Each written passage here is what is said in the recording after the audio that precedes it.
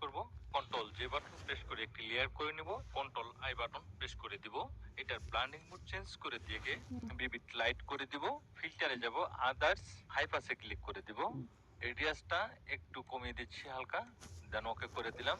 Filter blur Gaussian ব্লারে click করে দিব। এখন আমি এটাকে একটু কমিয়ে দেব, দেন ওকে করে দিলাম। এডেড লেয়ার মার্কসে ক্লিক করে দিব, কন্ট্রোল আই বাটন প্রেস করে দিব। ব্রাশ টুলে চলে যাব, অপাসিটি একটু 100% করে দিচ্ছি। ব্রাশটাকে ছোট বড় করে নিয়ে ছবির উপরে যখন আপনি ঘষবেন তখন দেখবেন এখান থেকে পিম্পলস গুলো রিমুভ হয়ে যাবে। একদম সহজ পদ্ধতি আপনি পিম্পলস রিমুভ করে নিতে পারেন।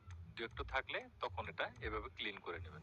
ফিল্টারে যাবেন, ইমেজ মামিক নয়েজ প্রফেশনাল দিয়ে ছবিটাকে আরেকটু স্মুথ করে দিবেন। কন্ট্রোল এম বাটন প্রেস করে দিয়ে কাজটা একটু হালকা বাড়িয়ে দিবেন। তাহলে দেখবেন ছবির যে কালার গ্রেডিং সেটাও ঠিক থাকবে এবং কি ছবিটা ফর্সা হবে এবং পিম্পলস গুলো রিমুভ হয়ে যাবে। থেকে স্পট রিমুভ করার দারুণ একটি টিপস আপনাদের মাঝে শেয়ার করব।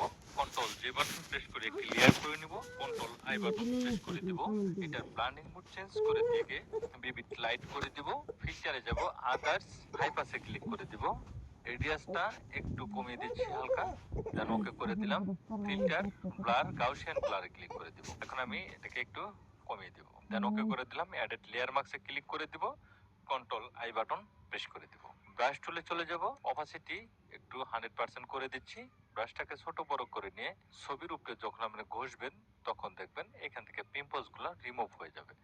একদম সহজ পদ্ধতি আপনি পিম্পলস রিমুভ করে নিতে পারেন। দু একটু থাকলে তখন এটা এভাবে ক্লিন করে নেবেন।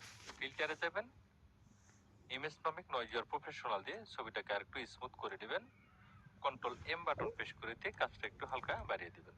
তাহলে দেখবেন ছবির যে কালার গ্রেডিং সেটাও ঠিক থাকবে এবং কি ছবিটা ফর্সা